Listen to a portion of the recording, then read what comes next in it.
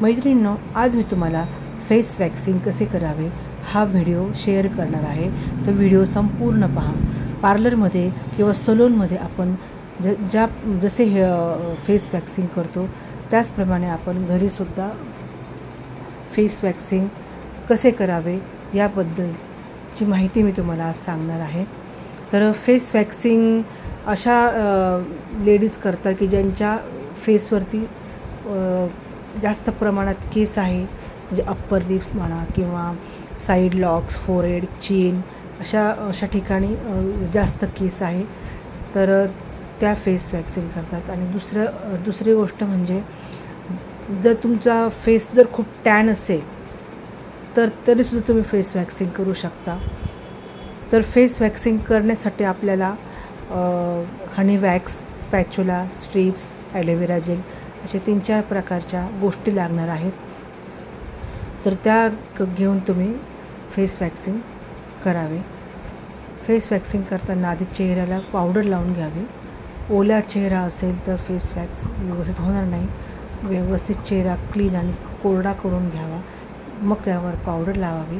आणि ज्याप्रमाणे hair growth आहे त्या दिशेने आपण हनी वॅक्स लावावे आणि तिथे वॅक्स स्ट्रिप्स ठेवून त्याच्या विरुद्ध दिशेने आपण ती स्ट्रिप ओढावी, म्हणजे ते जे केस असतात ते व्यवस्थित निघून येतात। फक्त एक काळजी घ्यावी, जेव्हा तुम्ही वॅक्स लावता आणि नंतर जेव्हा स्ट्रिप्स ओढता तेव्हा तुम्ही आधी वॅक्सचं टेम्परेचर किती आहे, गरम आहे का काय आहे, तुम्ही आधी चेक करून घ्या। खूप गरम वॅक्स तुम्ही फेसवरती अप्लाय करू नका। जर तुमची त्याने स्किन जर भाजली तर ते डाग लवकर निघत नाही। तर तुम्ही फेस वॅक्सिंग करताना ही काळजी आधी घ्या। आणि स्ट्रिप्स पण तुम्ही व्यवस्थित प्रेस करून आणि मग ती स्किन स्ट्रेच करून मग ती स्ट्रिप ओढा, म्हणजे मग जास्त स्किन आपली ताणली जात नाही आणि केस पण सगळे व्यवस्थित निघतात। अप्पर लिप्स असू दे किंवा फोरहेड असू दे, तिथे तुम्ही स्ट्रिप्स लावून स्ट्रिप्स ओढू शकता।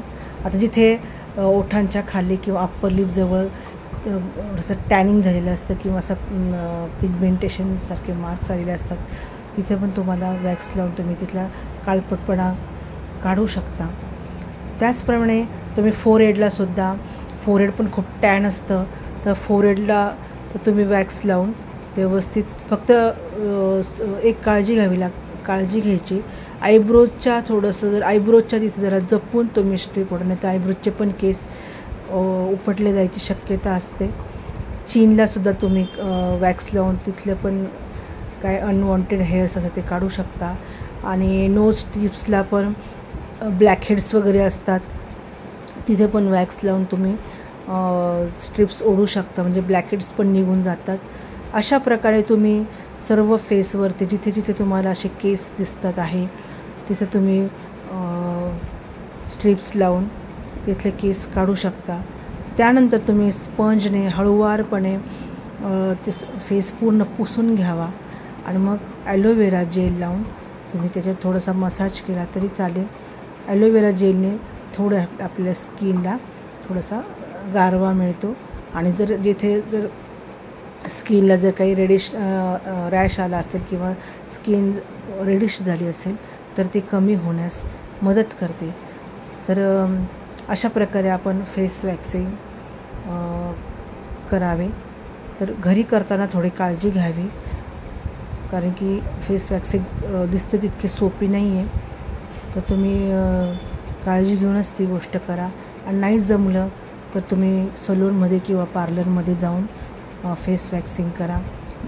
घरी जास्त करण्याची रिस्क घेऊ नका। तर कसा वाटला तुम्हाला आजचा व्हिडिओ? आवडला का? आवडला असेल तर लाईक, शेअर आणि सबस्क्राईब करायला विसरू नका। Thank you, bye.